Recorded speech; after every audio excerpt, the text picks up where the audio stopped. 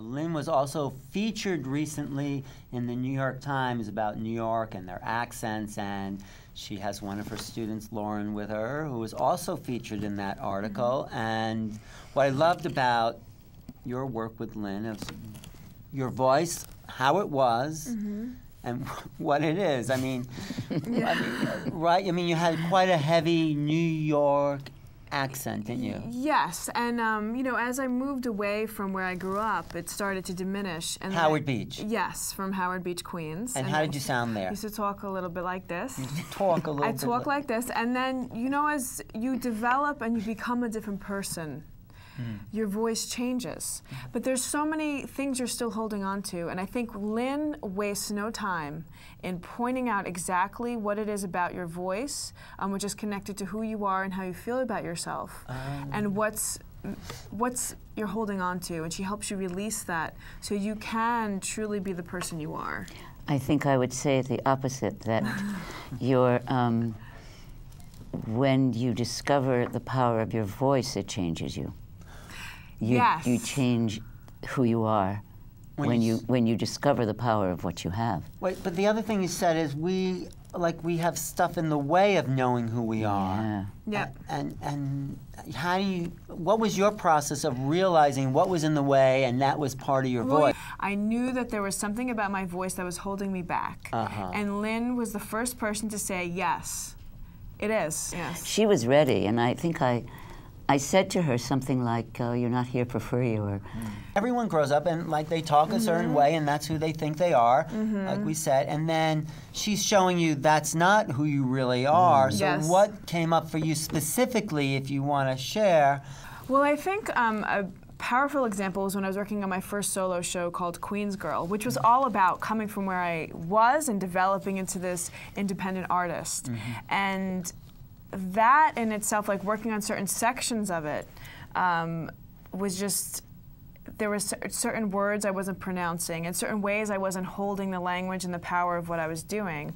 And I think Lynn really insisted that I do that. And there were some sessions and sounds we would work on, and it would be very emotional, because it was like, I'm like, wow, it's just a word I'm pronouncing differently, but it was like, wow, this is an identity that I'm taking on. Like what word would that be? Well, I mean, like the like pat, like saying the thing pat, cat, saying that with that cat, pat, you know, and pat the cat. And that is not a person. Now when people meet me, I think because I knew subconsciously that I was going to change the way people perceived me in the world, and now people don't know I'm from New York. They don't know where I'm from.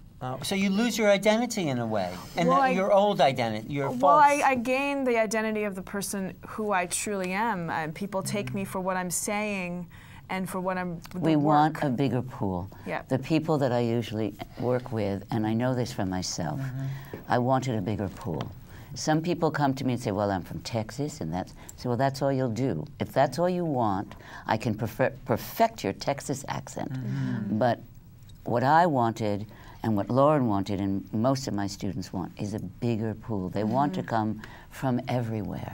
They want to be able to go anywhere and work with any English-speaking people from any country and sound like they are home there. And the more you... I think of a heavy accent as a defense. Yeah.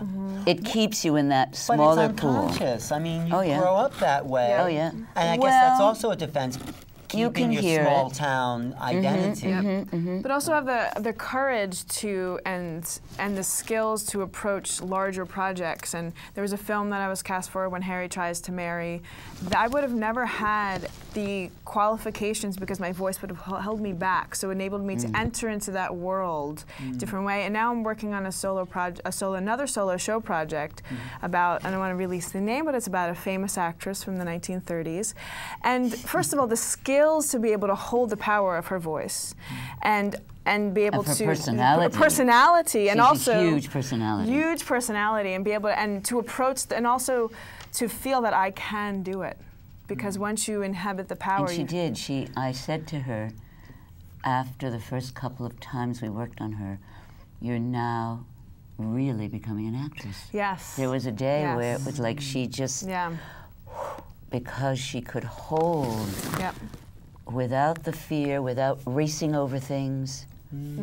But there was also, talking about this releasing, there was a point when I was studying with you when you said, did this little meditation, and you brought me back to when I was a child, and there was something about I was holding back in my voice. You did a visualization. Right. And you said, what is that's holding you back? I didn't talk really a lot till I was 4, and I kept being yelled at for not talking, and somehow I held back part of my voice from that. And then you said in the visualization, okay, what is it now that you need to do?